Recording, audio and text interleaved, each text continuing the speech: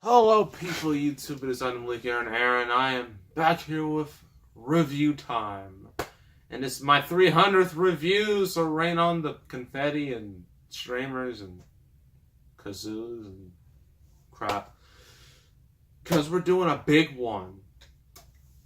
Yes, considering all the news going around about Star Wars recently, even today. The actress who played Rose Tico apparently, according to the media, which is not always fact. She deleted all her Instagram posts because she was getting harassed by fans. Now, I do not condone harassment by fans. I don't condone harassment, period, because it's just terrible. But Star Wars is just a mess. It's spiraling down in a bad way. So I thought it would be the most appropriate to review the movie that caused its first public blunder. And no, I'm not talking about the holiday special. I wish I was. They need to re-release it. George Lucas, I know you hate that thing with all your heart, but re-release it to the world. Let the world, watch it and embrace its weirdness. Well, no, we are doing The Phantom Menace. Yes, this may be one of the most important reviews ever on my channel, at least in a long while, because this movie had so much hype. It's unbelievable. Like when it was first getting announced, like back in the late 90s, because Star Wars, it had, everyone knows the original trilogy. They're classics. Well, Episode 6 may not be as much of a classic as 4 and 5, but they're still highly regarded, unlike, the new trilogy or the prequels. So George Lucas thought to himself, you know what? I'm going to make a prequel trilogy, and it's going to show how Anakin turned to the dark side. And I guess people back then were like, that could be interesting. I'd like to see how Anakin became Darth Vader. That could be cool.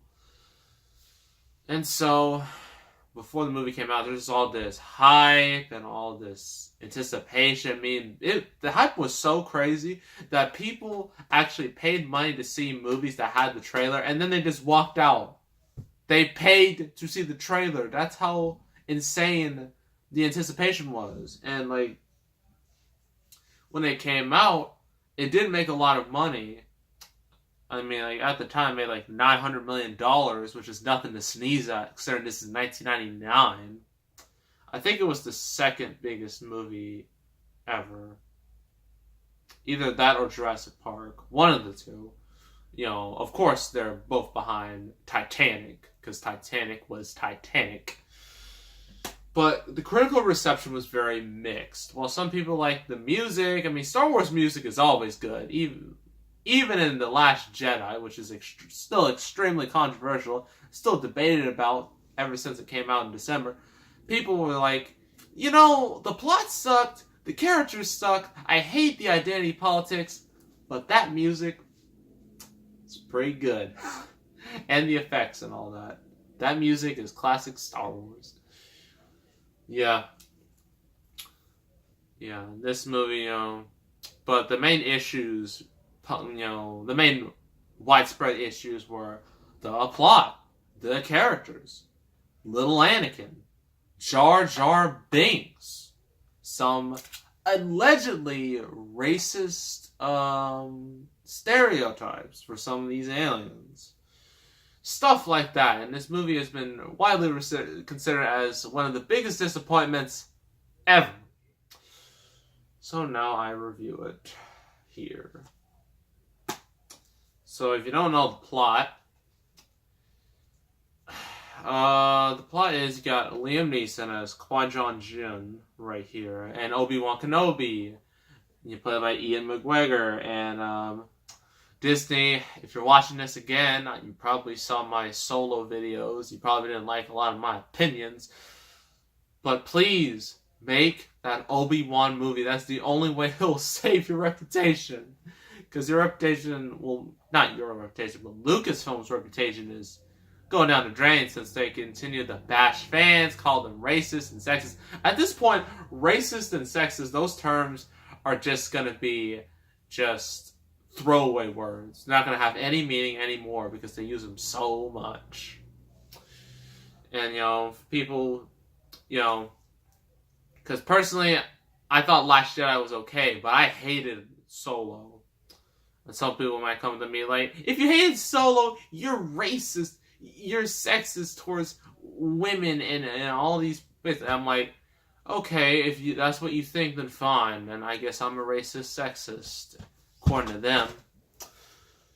I hate, today's fandoms. They're so toxic. Ugh. But anywho, so the overall plot is that you got these two as awesome Jedis. Well, it's hard to say.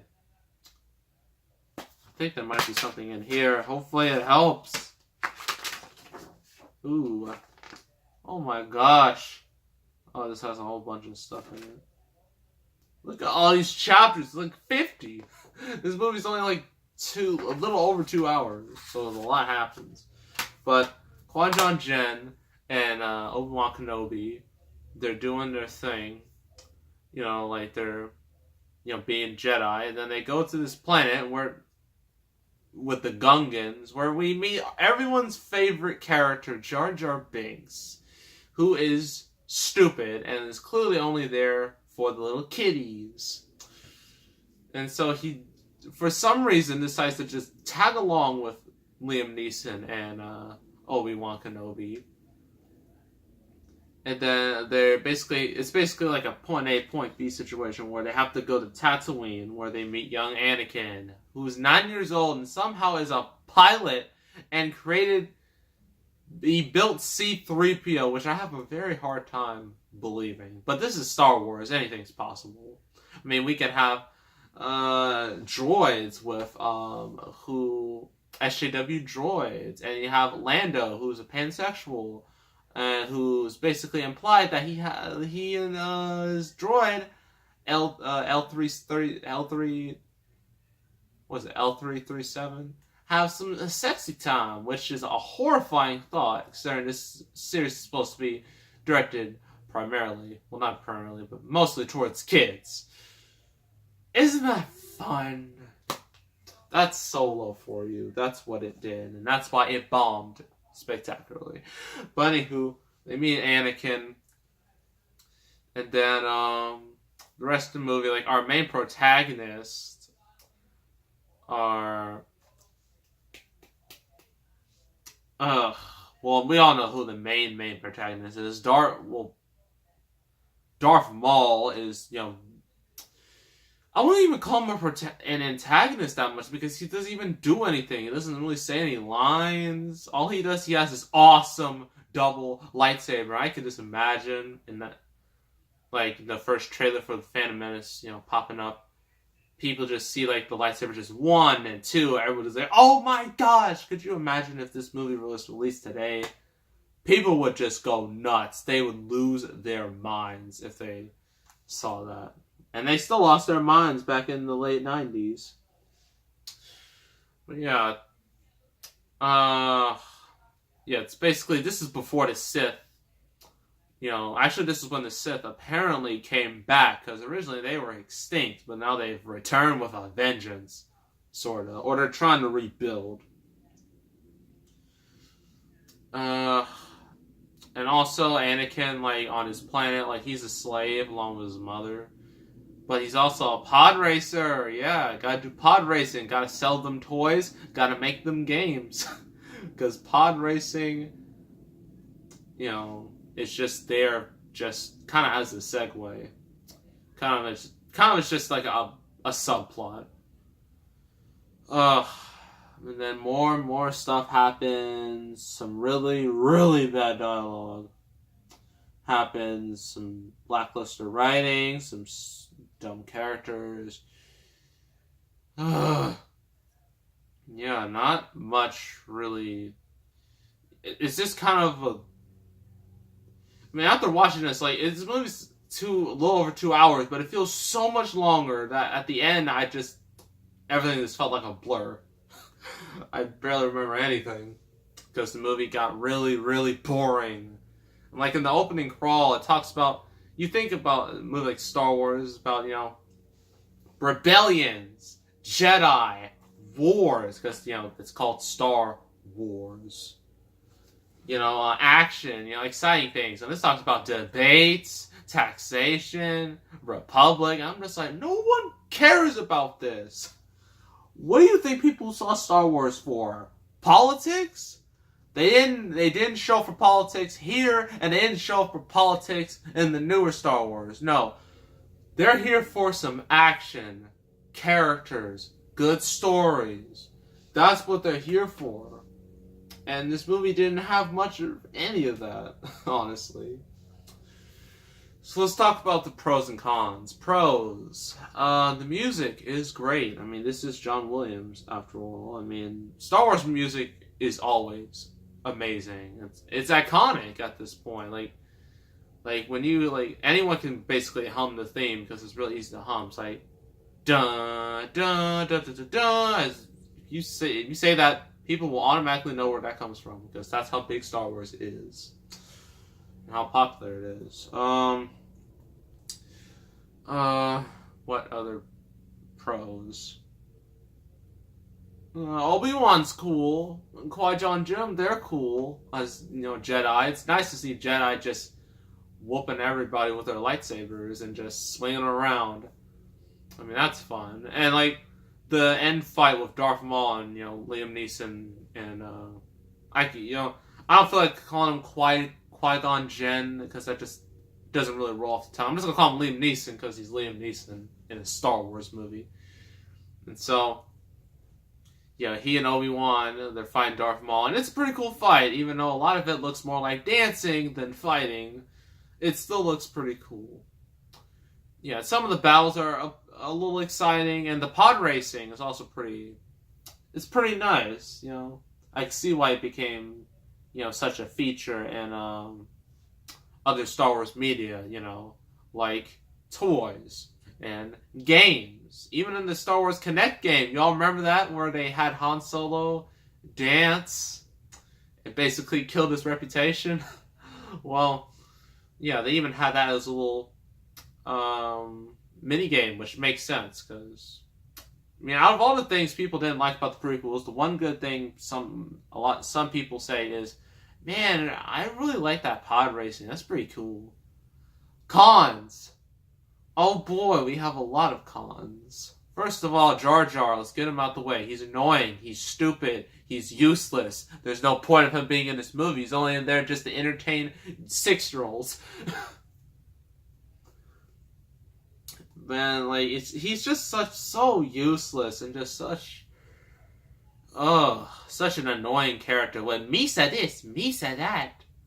It's, you just want to punch him in the face and you just want him to die. That's how you're gonna feel. Oh, wonderful! My thing fell. That's great. Maybe that's a sign, because it fell down by itself. So maybe it's the Force, or maybe it's a sign that Lucasfilm doesn't like my opinions. But I don't care. I'm still gonna do it.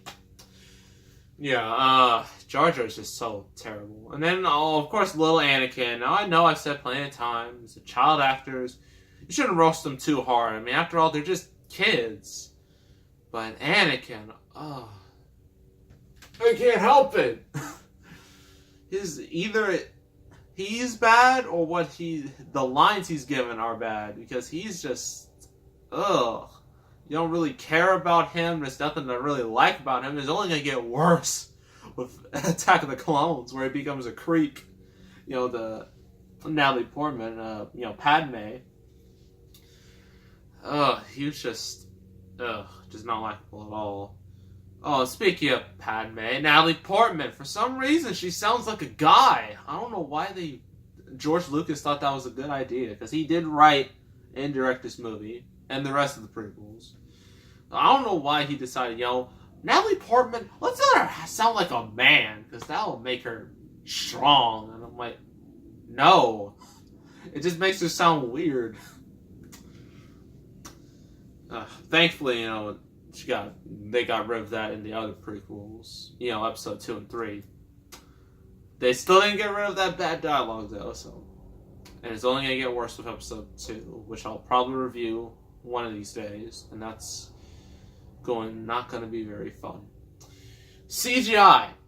Granted, this movie came out in 1999, so I shouldn't judge it so harshly, but a lot of the CGI looks so dated and just so bad looking by today's standards. I mean, there's just just such an overabundance of it. It's everywhere.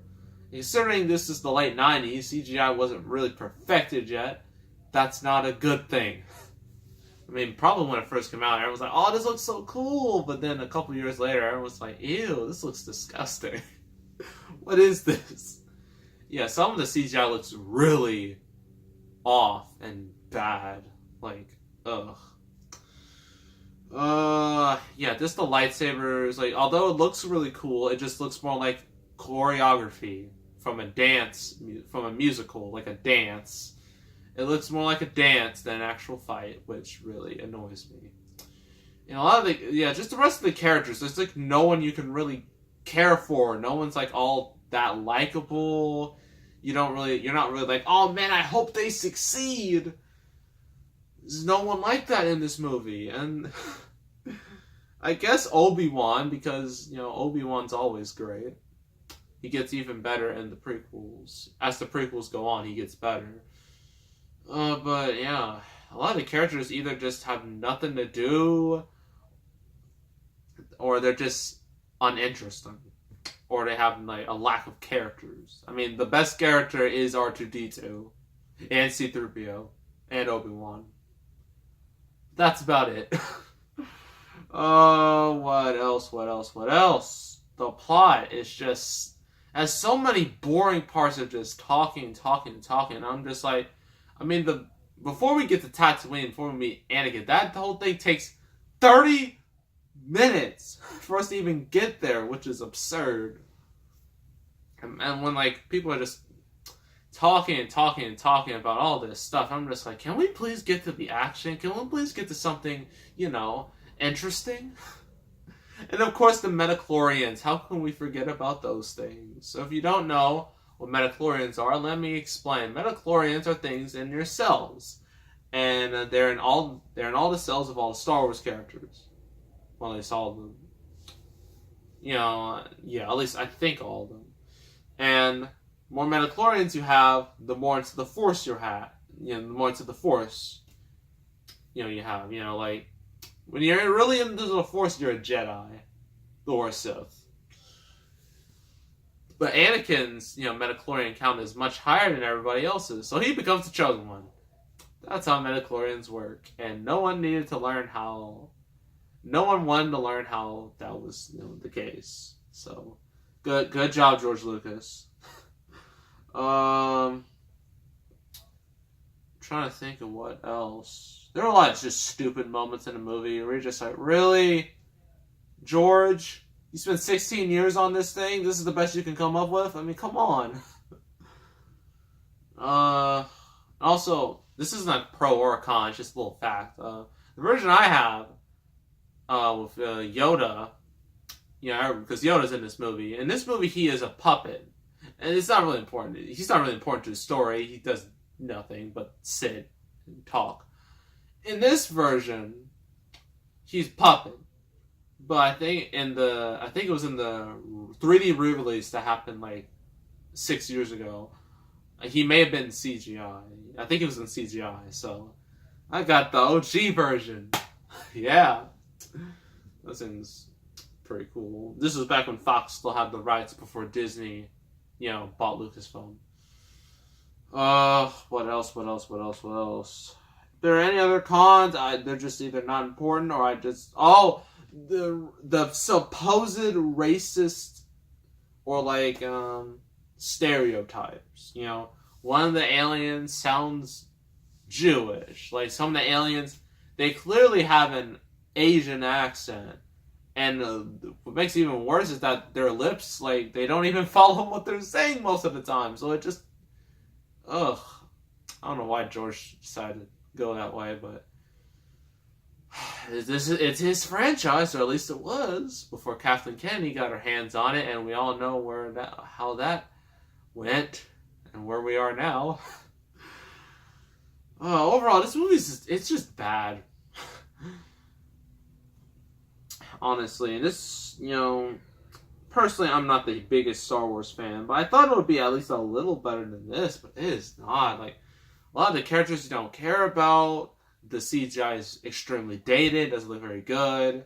Of course, Jar Jar, young Anakin, midichlorians, some of the stereotypes. It's just bad writing, a lot is bad, but there is a little bit of good, like the music, some of the action, some of the fights, and Obi-Wan Kenobi, and R2, and C-3PO.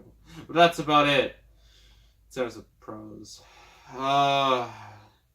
I'm going to give this, some of you might think, oh, how could you give it a score this low? But that's how I feel. Some of you are really going to hate me for this, or you just don't care. But I'm going to give this a 4 out of 10. I'm sorry. I hate to be, if you love the prequels, I'm sorry, but I don't like this movie. And I don't think it's going to get any better. Well, maybe episode 3, because that is considered to be the best of the prequels. 4 out of 10. Yeah, 4 out of 10. Don't really recommend it. It's not worth it. It wasn't worth the 16 years of hype. So that's the Phantom Menace. So the next review I have to check because, I haven't really looked over it. Oh no. Ooh. We're doing Ice Age. The original. None of the sequels. No 2, no 3, no 4, no 5. No. I don't want to do them. I mean, unless you guys really demand I do the Ice Age sequels. Unless that happens, I'm not doing them. So, yeah. Next review will be the original Ice Age. So, make sure you tune in for that. So make sure to subscribe, like this video, leave a comment, and I will see you all next time, and I am out.